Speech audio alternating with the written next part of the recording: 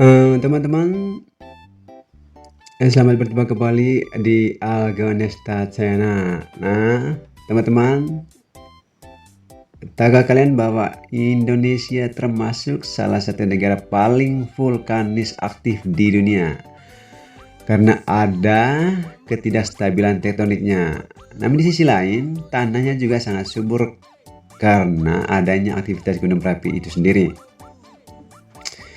Oleh karena itu, saya mengajak kalian jalan-jalan menuju ke Danau Kelimutu, Ende, Nusa Tenggara Timur. Bagi kita yang nggak cukup budget untuk jalan-jalan langsung ke sana, kita cukup dengan berselancar di Google Earth saja.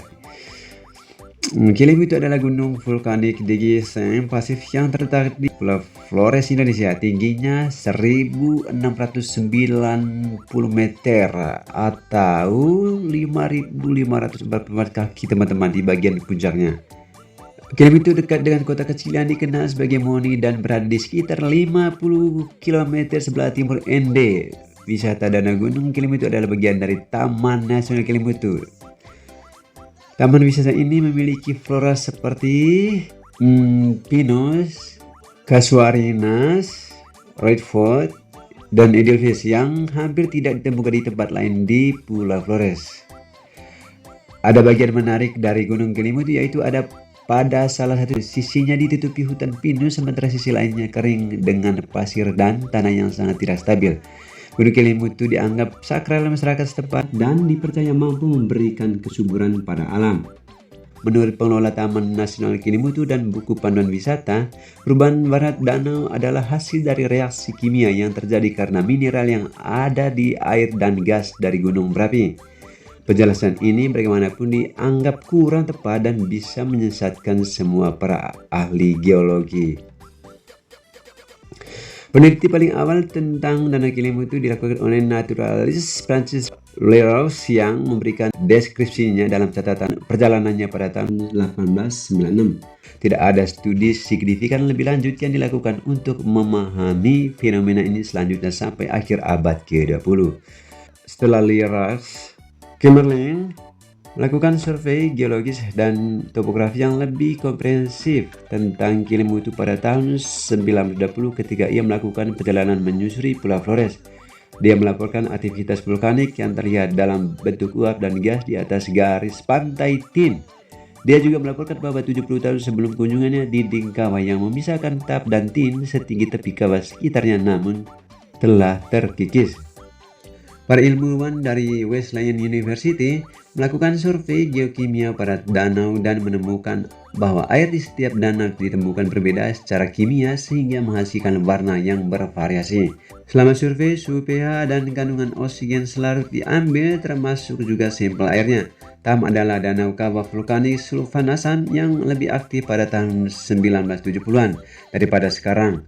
Tap adalah danau asam garam dan bersifat intermediate dalam aktivitas vulkanik. Tin cenderung dingin atau sejuk. Danau kawah dengan senyawa sulfur eksotis dan mungkin terdapat sejumlah mineral kaya tembaga di sedimen.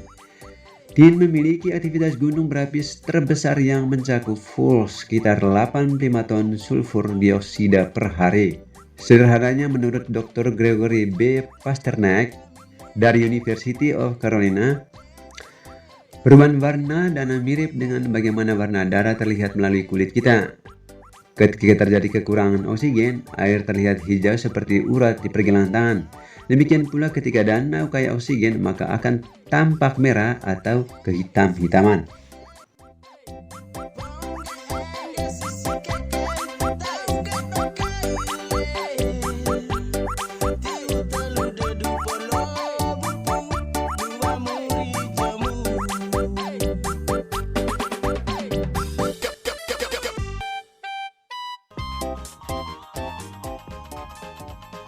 Selanjutnya kita menuju ke Manggarai Timur, tepatnya di Danau Ranamisi, Desa Gololoni, Kecamatan Ranamisi, Kabupaten Manggarai Timur, NTT. Nah, danau ini seluas 1245,6 hektar. TBA terluas di Indonesia ini berada di bawah pengelolaan BKSDA NTT. Dan Danau Ranamese diapit Gunung Mandusabu yang berada di 2400 mdpl puncak tertinggi di Manggarai Timur, dan Gunung Ranaka yang berada di ketinggian 2140 mdpl puncak tertinggi kedua. Kawasan ini dipenuhi flora dan fauna. Wisatawan menjadikan danau ini sebagai tempat singgah saat melintas jalan negara Trans Flores Haruteng Borong.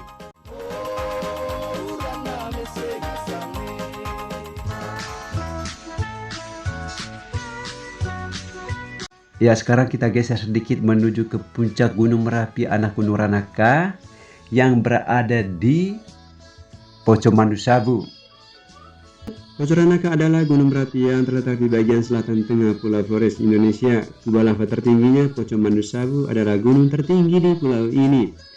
Sebuah kubah lava baru bernama Anak Ranaka terbentuk di sini pada tahun 1987. Gunung berapi ini meletus lagi pada tahun 1991. Pada tahun 2011, semburan putih menyebar terlihat naik dari kubah Anak Ranaka, meskipun tidak ada abu yang terdeteksi.